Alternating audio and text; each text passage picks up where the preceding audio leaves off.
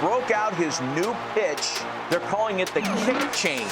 Struck him out swinging. It is an amazing pitch. Not only does it have the change of speed, but more importantly, the bottom seems to drop out when they throw it. Swung and missed. He struck it out. Little kick change right there. Good pitch, that changeup. The new kick change for Davis Morikawa. A lot of strikeout, throwing some kick changes. Swing and miss. He struck him out. I mean, look at the size of the drop. And there's the kick change again. Welcome back to MLB Central. Thrilled you're with us on a Friday. Lauren Shahade, Robert Flores. Dero is off. He'll be back next week. Past couple years, Lauren, it's been all about the sweeper, right? That's been the new word in the pitching vocabulary. Well, you can add to that list because now it's the kick change. And who better to talk more about that than our two pitchers, Al Leiter and Jake Peavy. Guys, take it away. That's right, Roflo. I guess we go back to like the evolution of pitches, right? It used to be four-seam, curveball. Then they came up with a slider, then a split. Cutters. I didn't like it when the sweeper first started coming on. I didn't like. I'm going, that's just a different way to throw a slider. But I'm starting to like the way we're identifying pitches, being able to identify what this thing, how it's held, what we're trying to do with the shape of it, and so I've started to adapt. And the kick change is the same thing. It's just a different way to hold your hand. Did you have a good changeup?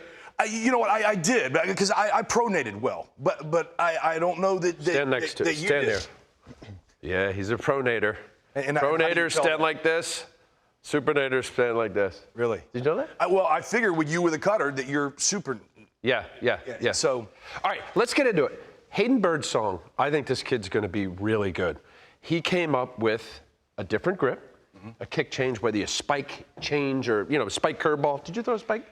I messed around with it, but I didn't like it. Listen to Hayden Birdsong before we get into some tape, but listen to Hayden right here.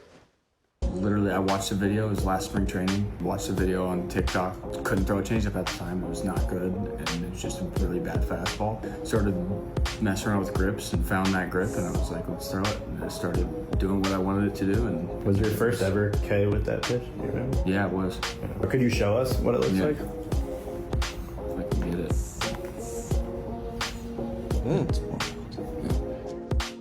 So he takes the middle finger and really spikes it, right? Here, the premise behind it, all right, let's just see here. These are some guys that really have outshined with this new pitch. Well, you see here, it's working. I mean, at the end of the day, you don't do anything if it doesn't work, and this thing is proven to be successful. All right, so let me just show right here, Jake, who can pronate. Pronate is this, folks. When you throw a ball, your humerus or your shoulder, you naturally go out, right? So the guys that had good two-seamers, they could go out, stay inside the ball, arm side movement. Change up, if you could turn it in a la pronation, screwball, you're going to get the right effect. Well, a lot of guys who didn't pronate would grab this circle change grip, and I would hear a lot of pitching coaches talk about throwing that circle to home plate, really putting that circle forward and allowing you to get some pronation on. So here, before we get into the tape, so the point of this, okay, we got middle finger bigger than your ring finger. You want this to not play as much, so you pull this up on the ball and have it align with your ring finger. So however you hold it, most guys are two-seam circle. Here's the okay. And now get your middle finger up so that they align. I don't know if I'm doing that right, but see how it comes up a little bit. Well, and then you just throw it. Yeah. I mean, I think the most important thing that you said is this middle finger. This middle finger plays on everything you do as a pitcher. It's almost impossible to have this middle finger not come into play and be the last thing to touch the ball. And so, taking this back, and you see Birdsong spike it. Some guys are just taking it. We're going to show you Clay Holmes, just trying to get this a little less dominant to let the ring finger really get on this. I would really get on the seam and get around it. And I think that's the premise of it. I don't know if I explained it very well. No, 100%. So you want the axis, the spin, to really get that side spin so that it goes this way. Thus, the gravity and the spin makes the ball sink or go down with arm side. Let's show him some. Yep, go. All right, I want to hear, what do you got here, Jake?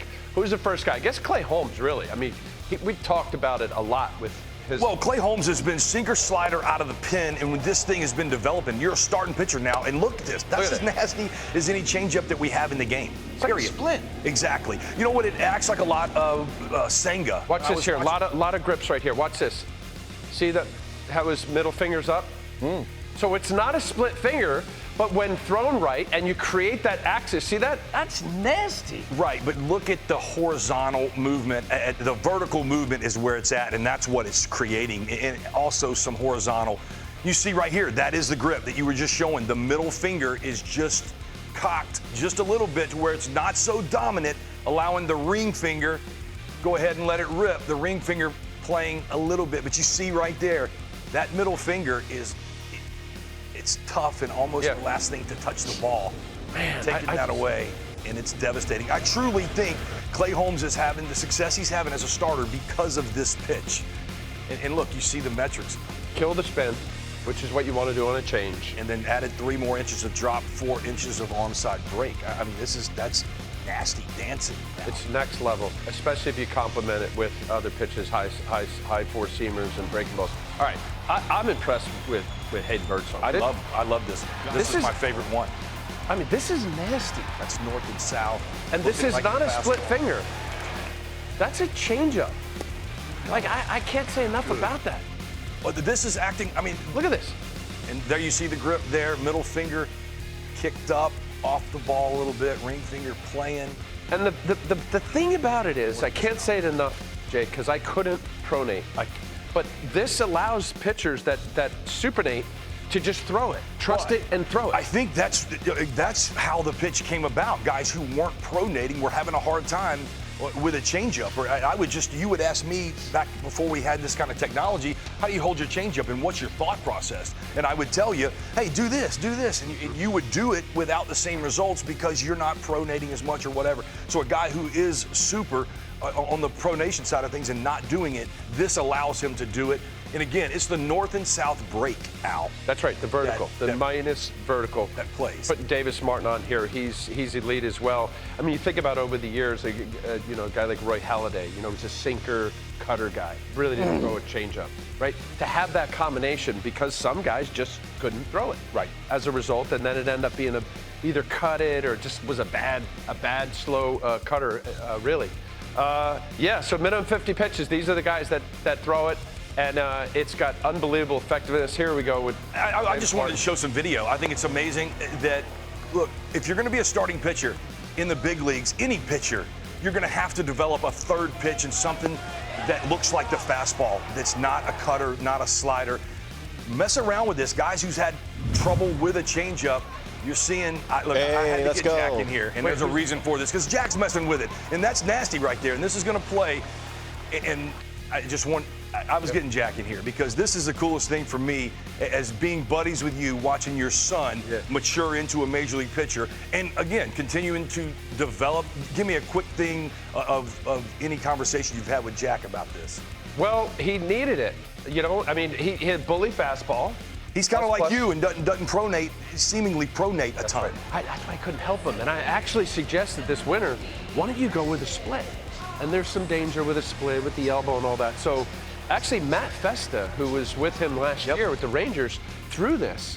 And I said, Jack, that's great, because I couldn't do it. When Tommy Glavine came over to the Braves, to the Mets, I thought I had a chance to say, I had the cut, had the four-seamer, Glav's going to get me this. I couldn't throw it. He could tell me all day how to throw it. If we could have put you in a lab, you would have had a chance to develop this. I would have thrown this. Exactly. Well, look, the cool news is now you see what Jack's doing, the vertical drop, the inches of arm side, all coming into play here. And look, the kick change, let's leave it right here with the kick change. I think it's a great way that we're identifying new pitches. I'm on board with the sweeper now. Guys, get in the lab, play with grips. It's what we did. We just didn't have the technology and analytics to go behind it. You talked about something about teaching Jack. I'm going to transition right here and throw you way back in the year of our Lord 2006. Yeah. We got to play in Team USA. Team USA is a big deal around here with DeRosa, our guy. Yeah. There we are right there. Bunch of young bucks, huh? Whoa. We are getting old. But look, I want to go back to a specific instance where me and you were playing catch together. Yeah. Look, I'm a Major League All-Star. I'd won an ERA title and strikeout titles at this time. I'm playing catch with you, and you were talking about I can't teach Jack this. I want to tell you something you taught me, and I want you to kind of go back through it. We're playing catch, and you're getting on me about my front side. And I'm thinking to myself, hey, we're just playing catch here. Yeah, shut up, old man. Right, no, but I love it that you, look, Clemens, and I wasn't speaking at this point in time unless spoken to. There we are right here, and you told me something that I took throughout my entire career, Al, about telling time. It was about putting a watch here. And I really, from this time on through my career, really became cognizant of my front half and what I was doing. I just wanted to ask you, hey, do you remember that? Yeah, I do. Look, you were talking to a Major League All-Star, correcting my mechanics. You're talking to them right now, all the way down to my 10-year-old watching at home. What does telling time? What was that you taught me? I know what it means to me, and I'll get into that. But what is that? Well, there's a pulley effect, and a lot of pitchers we see, you work so much on arm action or arm efficiency that you kind of get lazy with your front side. You don't realize what you're doing. I forget what yours was, but I have to tell you, I cheat with it with respect to who actually told me it, and it was Tom Seaver, the great Tom Seaver. Incredible. And what happens is if a guy gets lazy or weak, and you don't really firm the front side. And the tell the time was good for me because it tightens up your shoulder and it keeps you closed. And this is something where you pull off of. I know everybody says pull it back to you, but I felt like if this was lame and you really just had kind of a weak arm, it really becomes an armsy throw. So this was the indicator. What time is it? And the pull down. So it creates this pulley. I think what it did for me was exactly what you're talking about. Well, I think I was lazy. What I would try to do early in my career, I would pick up in my front side. I wanted to take it straight to the catcher, right? Okay. I would take it like that and almost point it to where I was going. I think that's what you didn't like. What I end up doing was coming here and I would come around, you telling time, I would get my glove in this position and push it out. Well, I was hiding the ball. At this point in time, I was realizing it was creating optical illusion and toughness for the batter. Totally. And I would truly come like this, and I would be throwing the ball out of the same. I would be pulling, replace this glove hand with my right hand. But look, you telling me to tell time after Tom Seaver, look, the wherewithal that you had to correct, like you said, I was a young major leaguer, but look, it's something I'll never forget. ERA title stud, all-star. Look, get a chance to put on the red, white, and blue with my heroes. And I appreciate you because you're a thinker and you also want to share. And I think that's what we have, right? From guys like Tom Seaver, Sandy Koufax, kind of dug in. To you, to me, it changed my career, buddy. Yeah. I mean that wholeheartedly. What an honor it was to play with Team USA. What an honor it was to play with Al Leiter. Many people don't know this. We're teammates, baby, Road Flow. Right.